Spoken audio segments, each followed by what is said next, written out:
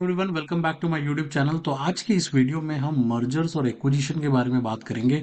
उनके बारे में पूरा डिफरेंस समझेंगे कि दोनों के में बीच में क्या डिफरेंस है। ऑफन स्टूडेंट्स को बहुत कंफ्यूजन रहता है कि मर्जर क्या होता है, एक्विजिशन क्या होता है, कब कौन सी चीज़ की जाती है, क्या पर्पस होता है, कौन कौन से एग्जाम्पल्स हैं हमारे इंडियन कंटेक्स्ट में। वो सब कुछ हम यहाँ पे बात करेंगे। प्लस अगर आप मेरे टेलीग्राम चैनल को ज्वाइन करना चाहते हो तो उसका लिंक है t.me/skillix। स्किलिक्स चैनल को सर्च कर सकते हो आप। और अगर आप मेरे सारे नोट्स को एक्सेस करना चाहते हो तो ज्वाइन का जो बटन है चैनल पे उसको आप दबा दीजिए। वहां से आप नोट्स मास्टर को एक्सेस कर सकते हो। ये वाला नोट्स भी मैं वहां पे पोस्ट कर दूंगा। Okay, let's begin. तो अब बात करते हैं वन बाय वन।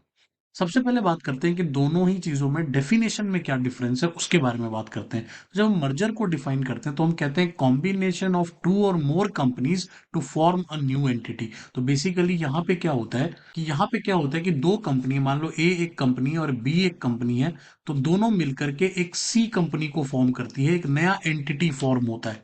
दो कंपनीज अपना अपना नाम नहीं डालती वहां पे, एक नई कंपनी का फॉर्मेशन होता है, एक नई आइडेंटिटी बनती है अगर मर्जर हो रहा हो। ऑन द अदर साइड अगर हम एक्विजिशन की बात करें तो जनरली वहां पे टेक ओवर होता है, एक कंपनी जो है दूसरी कंपनी को अपने अंदर ले लेती है, स्वैलो कर लेती है। इट्स लाइक ए कंपनी ने बी कंपनी को अपने अंदर ले लिया, ठीक है, एक तरह से एक्वायर कर लिया उसको। ठीक है, उसकी वो अब इंडिपेंडेंट नहीं थी, पहले ए और बी इंडिपेंडेंट थे, लेकिन अब क्या किया, बी ए ने बी को अपने अंदर ले लिया, तो ए बड़ी कंपनी हो गई और ए ने बी को अपने अंदर ले लिया, right. That is called acquisition. तो अगर हम डायग्रामेटिकली देखें तो क्या होता है कि A plus B is equal to C बन जाता है। ऑन द अदर साइड यहाँ पे क्या होता है, एक ए है और उसी के अंडर बी चला गया, that is acquisition and that is merger. I hope कि ये पॉइंट क्लियर हो गया, राइट। इसके अलावा जब हम आगे बढ़ते हैं इसके ऑब्जेक्टिव में देखें, ऑब्जेक्टिव में क्या डिफरेंस है, तो ऑब्जेक्टिव में ये होता है कि मर्जर का पर्पस होता है सिनर्जी को क्रिएट करना और कॉम्पिटिटिवनेस को बढ़ाना, क्योंकि दो कंपनीज इकट्ठी हो रही है, राइट। ए कंपनी और बी कंपनी दोनों इकट्ठी होकर के एक सी काम को करने जा रही है, एक सी कंपनी को जन्म दे रही है। तो कहीं ना कहीं वहां पे ए कंपनी अपनी एनर्जी लाती है, बी कंपनी अपनी एनर्जी लाती है, दोनों कंपनी अपनी एनर्जी को मिक्स करके अच्छी कॉम्पिटिटिवनेस बढ़ाते हैं, अपने स्ट्रेंथ्स को कंबाइन कर लेते हैं। ऑन द अदर साइड हम एक्विजिशन की बात करें तो वहां पे कंट्रोल लेना, गेन कंट्रोल, क्योंकि आप एक पूरी कंपनी को अपने अंदर ले रहे हो, सेलो कर रहे हो, तो अपना ऑपरेशंस को आप एक्सपैंड करना चाहते हो, आप नई मार्केट्स में जाना चाहते हो, नए प्रोडक्ट्स लाना चाहते हो, कंपटीशन को कम करना चाहते हो। ये सारा आपका गोल है, ये आपके ऑब्जेक्टिव्स है, ठीक है। मूविंग ऑन, क्वेश्चन नंबर जो पॉइंट नंबर 3 है वो है नेचर ऑफ प्रोसेस कैसा होता है। तो नेचर ऑफ प्रोसेस में अगर मर्जर की बात करें तो जनरली वहां पर म्यूचुअल होता है, कोलैबोरेशन होता है, क्योंकि बेसिकली दो लोग कोलैबोरेट कर रहे हैं, दोनों अपनी अपनी एनर्जी डाल रहे हैं, तो वो काफी म्यूचुअल कंसेंट से चलता है। जबकि एक्विजिशन में क्या होता है कि एक कंपनी, चूंकि वो यूनिलेटरल है, एक कंपनी बड़ी है, वो जनरली दूसरी कंपनी को पूरी तरह से उसके उसका एग्जिस्टेंस ही खत्म कर देती है, आप इसको ऐसे देखो। ठीक है, तो वो कभी भी म्यूचुअली तो बहुत मुश्किल है, बहुत मुश्किल है, वो म्यूचुअली हो ही नहीं सकता, क्योंकि आपने एक कंपनी की पूरी आइडेंटिटी ही खत्म कर दी, उसमें ओवरलैपिंग रोल्स होंगे, कई लोग फायर हो जाएंगे, तो वो एक्वायर हो गई वो कंपनी पूरी की पूरी, राइट। उनका अपना कोई एग्जिस्टेंस नहीं है। अब उस कंपनी के ऊपर है कि वो उस कंपनी को एक उसी नाम से चलाना चाहती है, अपने नाम से चलाना चाहती है, किसी थर्ड नाम से चलाना चाहती है, वो उस कंपनी के ऊपर डिपेंड करेगा जिसने उसको एक्वायर किया है, राइट। फोर्थ पॉइंट क्या है, कंट्रोल की बात करें तो मर्जर में क्या होता है, both companies have equal control, उनका शेयर कंट्रोल होता है उस नई कंपनी के ऊपर। जो A plus B is equal to C हुआ है, उसमें जो सी पर राइट है वो ए और बी दोनों का है, राइट। लेकिन अगर हम एक्विजिशन की बात करें तो वहां पे जो कंपनी आपको एक्वायर कर रही है उसका कंट्रोल हो जाता है। मान लो अगर ए कंपनी ने बी कंपनी को अपने अंदर ले लिया, तो ऑब्वियसली ए कंपनी का कंट्रोल रहेगा बी कंपनी के ऊपर, फिर वो अपने हिसाब से वहां पे डिसीजन ले सकती है क्योंकि उन्होंने एक्वायर किया।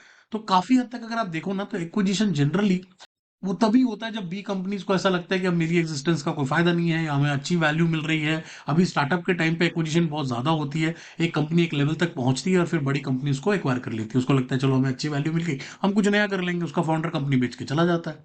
तो ये एक्विजिशन काफी ज्यादा हो रही है।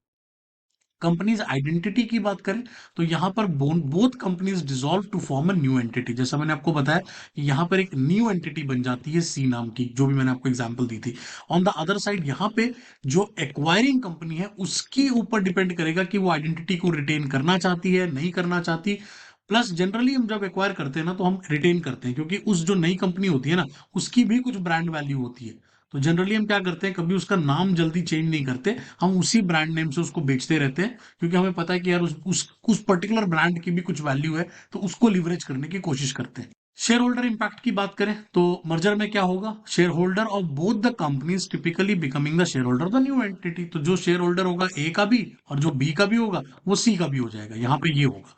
जबकि अगर हम मर्जर्स एक्विजिशन की बात करें तो एक्विजिशन में क्या होगा, share holder of the acquired company may receive cash, stock और अदर कंपनसेशन। अब जो यहाँ पे क्या होगा, जो एक्वायर्ड कंपनी होगी, मान लो जैसे बी को एक्वायर किया गया है, तो इसका जो शेयर होल्डर होगा ना, उसको कुछ भी वो ले सकता है, या तो वो कैश में ले लेगा, या उसको स्टॉक्स मिल जाएंगे नई कंपनी के, या फिर उसको अदर कंपनसेशन भी की जा सकती है। तो किसी ना किसी तरीके से उसको कंपनसेट कर दिया जाएगा, राइट। उसके पास ए कंपनी के स्टॉक्स होंगे या नहीं होंगे, वो ए कंपनी के ऊपर डिपेंड करेगा कि वो कैसे कंपनसेट कर रही है उसको। साइज ऑफ द कंपनीज की अगर बात करें तो मर्जर में क्या होगा, typically both the companies typically occurs between the companies of similar size. अब जनरली यहाँ पे जो मर्जर होता है ना, वो दो कंपनीज जो सिमिलर साइज की हैं उनके बीच में होता है, राइट। ऐसा नहीं होता कि एक, क्योंकि दोनों कंपनी अगर इक्वल लेवल पे नहीं होगी तो मर्जर नहीं होगा, वहां एक्विजिशन हो जाएगा, क्योंकि जो बड़ी कंपनी होती है वो हमेशा छोटी कंपनी को एक्वायर कर लेती है, राइट। कहते हैं ना कि बड़ी मछली हमेशा छोटी मछली को खा जाती है, ये बिल्कुल एक्विजिशन वैसा ही है। एग्जाम्पल्स ऑफ मोटिव की अगर बात करें तो मोटिव क्या है, तो मर्जर में क्या है, सिनर्जी लाना, मार्केट एक्सपैंड करना, डाइवर्सिफाई करना, ये हमारा गोल है। और एक्विजिशन में हमारा क्या गोल है, डोमिनेंस बढ़ाना, अपने एसेट्स को एक्वायर करना, ऑपरेशनल एफिशिएंसी को बढ़ाना। इन पर्पस के लिए आप कहीं ना कहीं एक्विजिशन को करने की कोशिश करते हो। ठीक है, तो ये सारा हमारा क्लियर हो गया, सारे पॉइंट्स क्लियर हो गए। अब एग्जांपल्स देता हूं आपको दोनों के, मर्जर और एक्विजिशन के, सो दैट कि आपको लिखने में कहीं कोई प्रॉब्लम ना आए। Examples of mergers in India कौन कौन से हैं, तो जैसे एसबीआई ने अपने एसोसिएटेड बैंक्स के साथ किया, that was a merger, right. सारे जितने भी जो एसबीआई, अलग अलग एसबीआई चल रहे थे, उन सबको उन्होंने मर्ज करके एक एसबीआई बना लिया, तो दैट इज मर्जर। वोडाफोन और आइडिया सेलुलर की बात करें तो वो एक बहुत फेमस, आपको पता ही है, हुआ था मर्जर, राइट, टेलीकॉम इंडस्ट्री में, तो that is a very good example.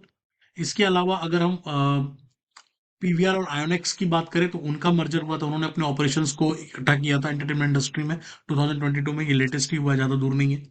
और अगर मैं एक्विजिशन की अगर बात करें तो एक्विजिशन में हमारा टाटा ग्रुप ने अभी एयर इंडिया को एक्वायर किया है, तो that is a very acquisition का अच्छा एग्जाम्पल है वो, और पूरा कंट्रोल उसका ले लिया है। फ्लिपकार्ट ने मिंत्रा को किया था 2014 में, that was also very classic example है जो कि हुआ था, राइट, इंडियन कंटेक्स में। रिलायंस ने हैमलेस का जो टॉयज वाला ब्रांड है उसको एक्वायर किया था, जो ब्रिटिश का ब्रांड है, ब्रिटेन से आता है, उसको उन्होंने एक्वायर कर लिया था।